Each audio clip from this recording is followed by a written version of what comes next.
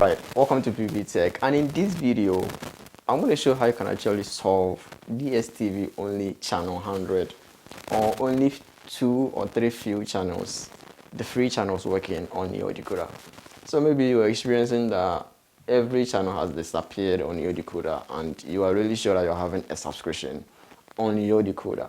So in this case, if you are sure that you're having a subscription on your decoder and it's not, updating or upgrading or buying a new subscription, all you got to do is to press on the blue button on your remote, which is the Dstv logo.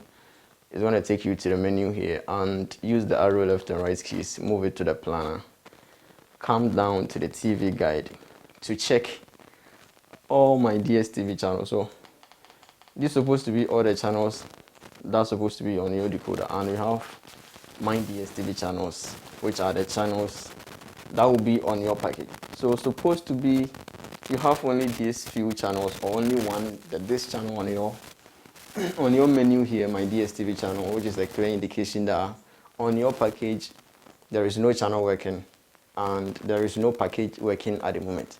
And if you have made a payment and it's not yet taken into effect, all you got to do is to contact Dstv for help.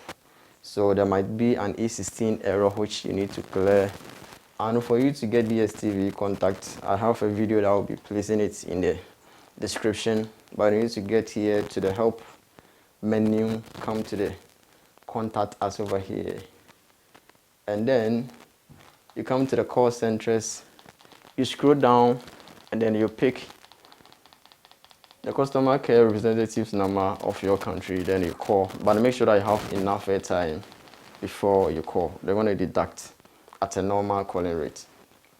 Alright, and whenever you are calling them, they're going to ask you the decoder IUC number. So you first need to have the decoder IUC number before calling them. So you can check it over here. Alright, you come to the general information and you check the decoder IUC number. You dot it down somewhere. Whenever they ask you, you just provide the decoder IUC number, and they're going to use it to actually help you clear the error from your decoder. So that's it. If you find this video helpful and you know you got to do, subscribe, hit the bell icon, and we keep coming back for more. Thanks for watching.